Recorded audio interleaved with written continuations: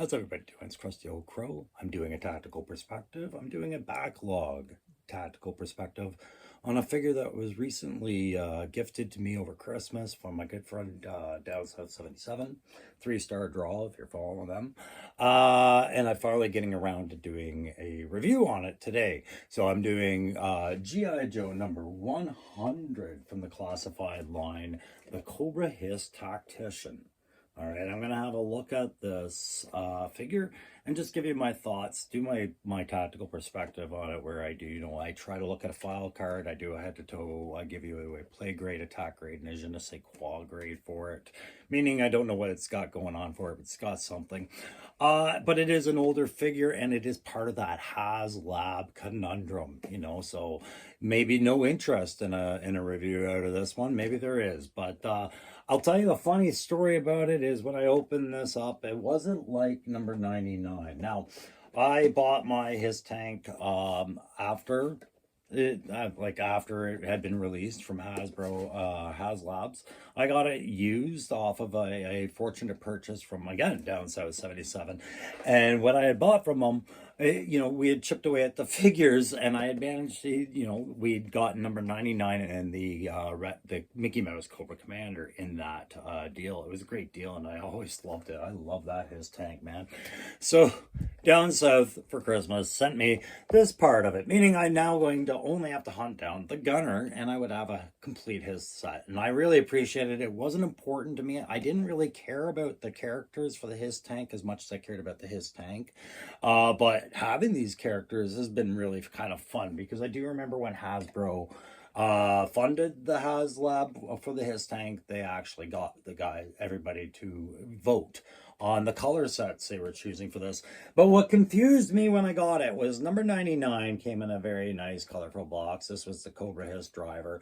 It was kind of cool, and I'll open up the 100 box, show you all that stuff inside, but you'll notice the 100 had the Ron Rudat signature added to it. Something that had escaped my memory completely when I opened the box. And so in the box, I pulled this out, and I was immediately panicked, and I had to Down South 77. Oh my God, did he send me an autographed Ron? And then I Googled it, and I was like, okay, calm down. they all have that. But I thought, what a great box feature to get Ron Rudat's signature into the Haslab collection. I didn't see it on the Dragonfly. Was it there? I didn't notice it. I'll have another look at my boxes, but what a great thing to have in the collection. So I'm going to do that review, but I'm going to start right now and roll into the box review. Let's show you exactly what you get in this box, okay? So I showed you that the red print over the black, that it's the Cobra HISS Tactician, and there's your interesting portrait. It's like a watercolor or a painting of it, a very modern, like pop art almost. It's not what we're used to with the hyper realistic portraits. This is more like an interpretation kind of art. So am I a big fan of it? I think not really. I think there was more action or aesthetics to be captured in a pose like that. But with the white background and then Ron Rudat's signature framed inside the black and red, it's beautiful. Actually, I do like looking at it. It just doesn't remind me of my classified collection box art. There you have number 100 on the side, those useless PCFs on there as well, the primary combat functions, right? And then it says on the side, Cobra High-Speed Sentry Tactician, right there, okay? On the other side, it says, the 788 there, and what's that say? It says the Mark 1 GH7C. I don't know what that means. So hit me up in the comments if you know what that relevance is. But we've also got a 6-inch measurement and telling you it's going to be a 6-inch figure. Cobra class or Cobra HISS there.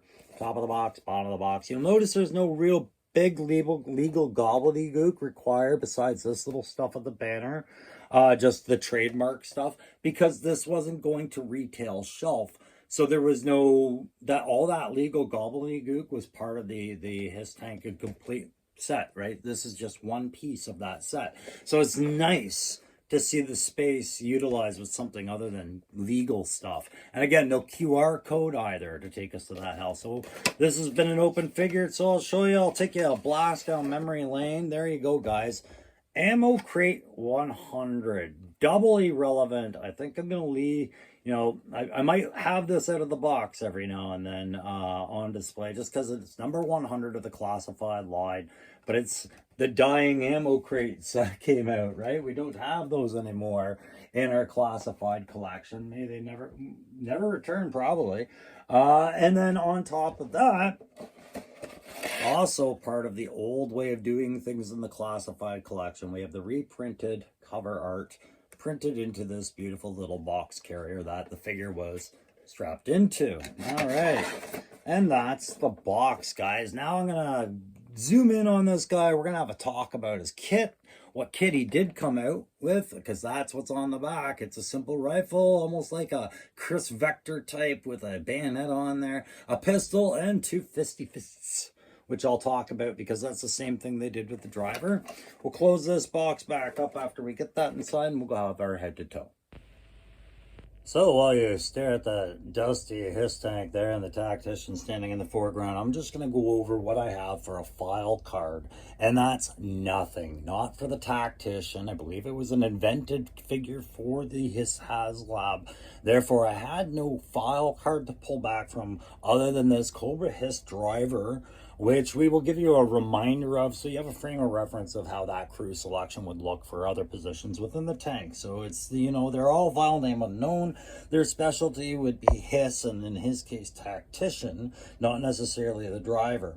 Military secondary specialty would be mechanical, electrical systems, or mechanical and electrical systems, right? And the tactician would be qualified, probably more of the ballistic stuff and the communication stuff, as well as, the electrical in the back, I would think, as he is a rear-seated character. This is all theory, again, no file card. They're from various countries, and they're completed grade 05, whatever that is in Cobra. Cobra HISS drivers are selected from the best and most evil of Cobra's commands thousands of yearly recruits. Okay, so they're selected for the crews.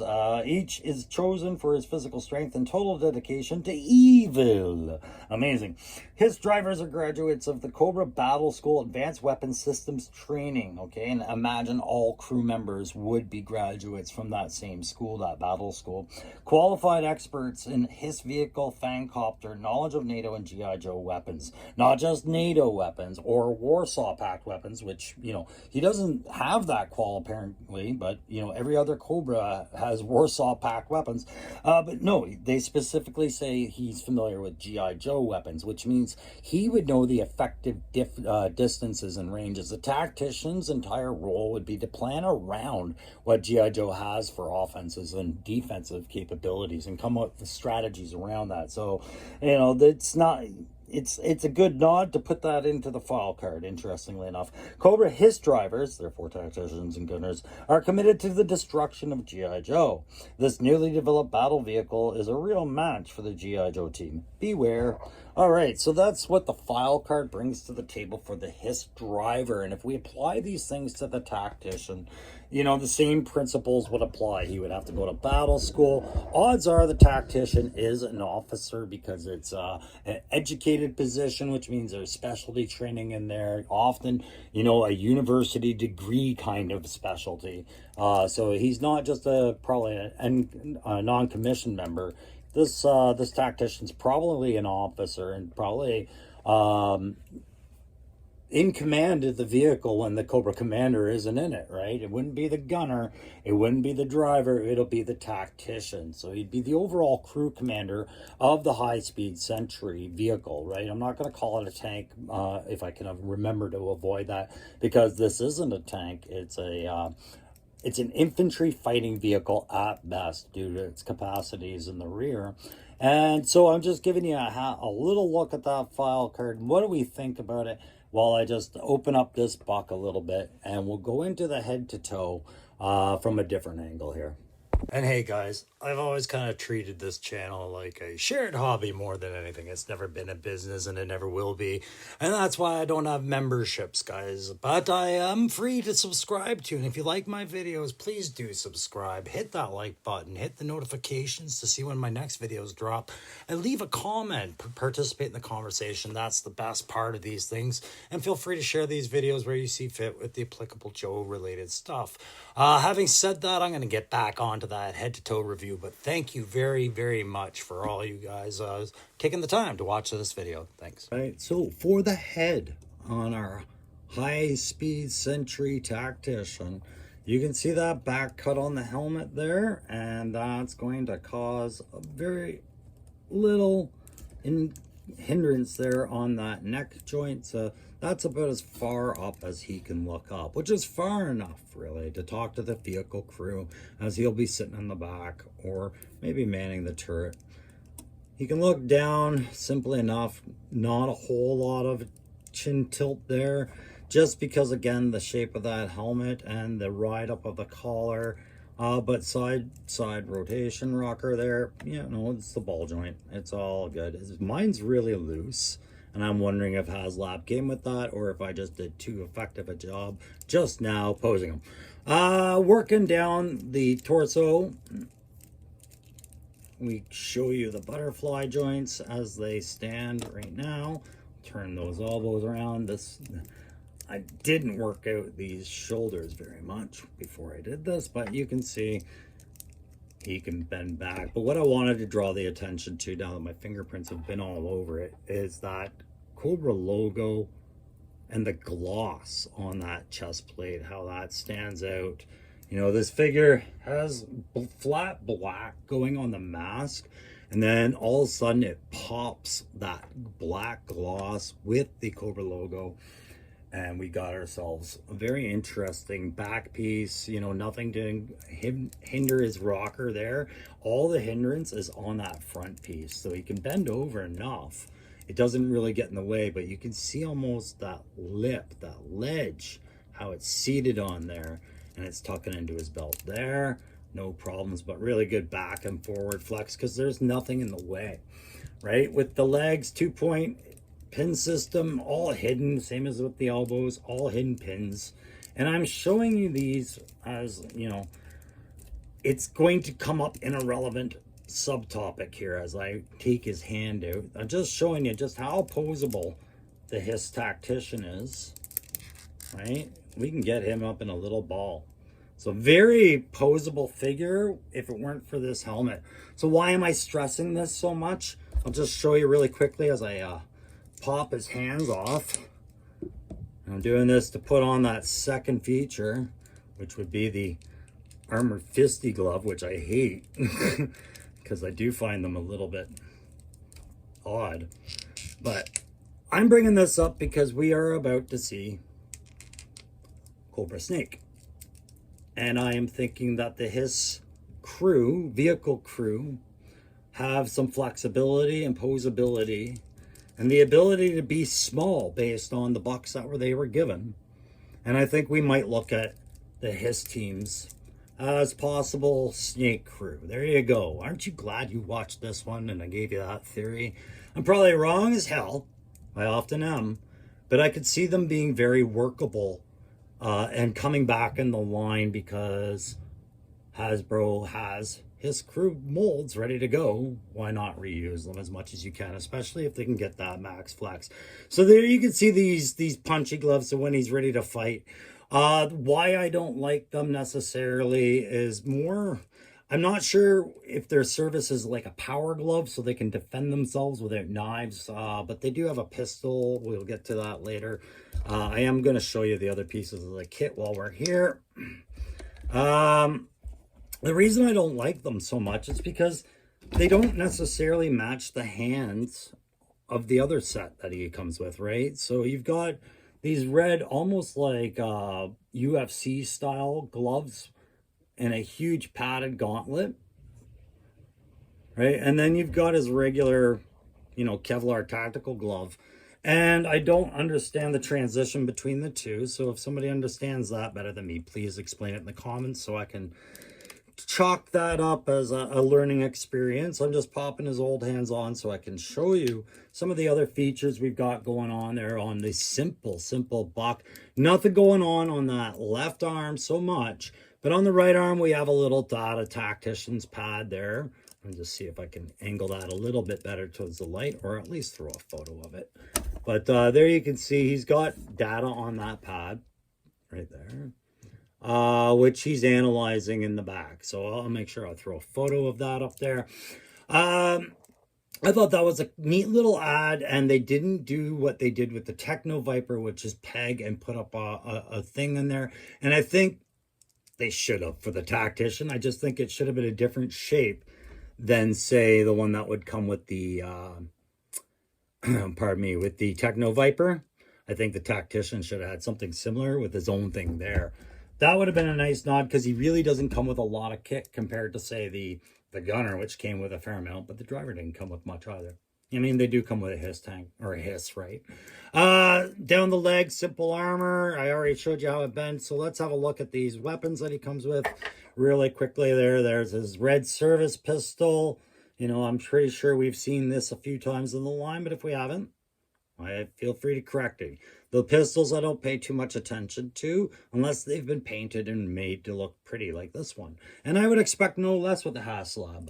So we put that back into his equipped holster, which is a slip down soft good piece we can take off or on if you don't want it on there. No problems. It's not a commitment. And then we get into this, I call it a Chris Vector type, because I don't know what else to call it. Fictitious gun. You guys, if you guys know what they're calling this, great. Let me know, I guess. Removable mag, as per the way of G.I.Joe classified line figures. This weird, like almost like ice pick type bayonet blade that appears to like fold down from God knows where. Maybe it's sided, I don't know, or functional. I have no idea like how this would function, but it's there. And I'm gonna tell you, just as an opinion, as a a career armored vehicle crew, patrol commander and tank qualified, I'll tell you right now, we would never ever carry around a weapon like this in our vehicle. The bayonets do not go on our weapons, because what happens if that vehicle rolls over, hits a bump really bad? You start packing guys in there and they don't know your vehicle packed the way you do. The other reason I don't like this weapon per se is because I find the handle system, it's a real test to get this thing to sit in his hand. But it's a nice looking gun, I will say that. It just doesn't seat very well in his hand, I find, guys. So we'll have a look at that weapon on, outside of his hand, because I've got it pinned up in the back of the HISS tank, or the HISS, the high speed sentry, for the most part, because I've got nowhere else to put it. It's certainly not staying in his hands. Having the service pistol to defend himself, and having that tech and being in the back of the tank is really all the guy needs. Show you the ankle rockers, no problems there. A little bit of color on the shin guards, and there you go, guys. So I've kind of merged all of this into one thing. So let's change the angle. I'm done the head to toe, and I'm done with the kit inspection. Let's go have a look at and give him a grade. All right, so now we're going to talk about that play grade for this character, this HISS Tactician. All right, I'm going to give him a good 3.5 on the play. Technically it's a 5 because he does come with a HISS tank, but we're going to focus on what this individual box number 100 brought to us for play. And what they brought you was a set of hands, which I found cumbersome and really nothing new to the game. It's no different than what they do with Sergeant Slaughter. It's fists, even Leatherneck has them. I just didn't understand why they were different from the other gloves. But that's a play factor. He's got a pistol. It's a nice pistol. That's a play factor. He's got a rifle. And whether I like it or not, that Chris Vector, whatever, laser gun with bayonet, that's a play piece too. However, I don't find it functions very well for him in his hands. So the play grade on this one, like I said, a 3.5, just based off of the kit that he's coming with. But also and what's working for him is that flexibility and working together as part of that crew. We'll move on now to the tactical grade, right? This is why it's a tactical perspective. He deserves a tact grade, especially being a HISS tactician, like a hip-hop tick tactician. I'm going to give him about a 4 on this one. He's got that little data pad, which is very important to him for plotting, risk factors, approach changes, keeping that situational awareness up. That's what seems to be its purposes. And he's not loaded out for bar like General Hawk coming with, a shotgun, a grenade launcher, pistols out his wazoo. No, he's just coming out with a simple service pistol and a submachine gun with a fixed bayonet because he's not going to carry a knife around. Why? Because he's sitting in the back of a HISS tank plotting death and destruction on all of Joe's most important elements, be it a dragonfly, a defensive line, or quick kick, hucking ninja stars and eating fudgy bars. These guys are ready to take them on. So it's going to be a 4 for the tact grade because the tactician looks the role. He's got his personal equipment and his whole role is to sit inside that tank. So why bring too much to the party? Good enough? Tactician gets a 4. We'll do the je ne sais quoi factor now. It's that incapturable detail, the I don't know what, which either makes me really like it or really dislike it outside of the context of play and tack. I'm going to give him a 3.5. I see nothing here that would make me dislike this character, but I really don't see too much drawing me in other than its posability and the way it just looks great with the rest of the characters intended for this HISS Haslab set. I will, again, draw back to we should be seeing some of these HISS crew coming back into the classified line in future iterations, and I do think it might start with the snake armor if they're looking to put the figure inside of that. Anyways, guys, a 3.5 for that je ne sais quoi factor, and that's going to sum it up for today for this tactical perspective. Thanks again, Down South 77, for this great character. Great deal on my HISS set. All the HISS you see, dusty as it is simply thanks to your friendship helping me work out and track one of these down on the aftermarket, and I do appreciate everything you did there. All right, guys, we're going to see you next time on the Tactical Perspective or on the Custom Conversion Corner, as we do have more stuff happening over on that Dustro Castle. But that's going to do it for today. Thanks again for watching. See you next time.